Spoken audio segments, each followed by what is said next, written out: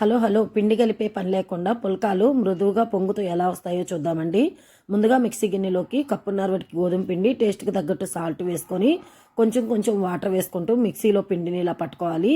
ఇలా పట్టిన పిండిలోకి ఒక టేబుల్ స్పూన్ వాటికి ఆయిల్ని వేసి పిండికి పట్టించేసుకొని ఇలాగా ఒక చిన్న చిన్న ఉండల్లా చేసుకొని గోధుమ పిండిని వేసుకుంటూ ఇలా పుల్కాల్లాగా ఒత్తుకోవాలి. ఇలా ఒత్తిన పుల్కాల్ని పెనాన్ని వేడి చేసుకొని ముందుగా పుల్కాల్ని కాల్చుకొని తీసుకొని పొయ్యి సెగ మీదకి వేసుకోవాలి. అప్పుడే పుల్కాలు రెడీ అవుతాయి. ఇక్కడ నేను ఫస్ట్ 2 వైపులా కాల్చానండి, అందుకని పుల్కాలు అయితే సరిగ్గా పొంగలేదు. సెకండ్ టైం కాల్చిన పుల్కానైతే నేను ఒక్కవైపు మాత్రమే జస్ట్ అలా కాల్చి రెండో వైపుకి తిప్పుకోండి. కంపల్సరీ మీకు పొంగుతూ వస్తాయండి, చాలా బాగా వస్తాయి, చాలా సాఫ్ట్గా ఉంటాయి.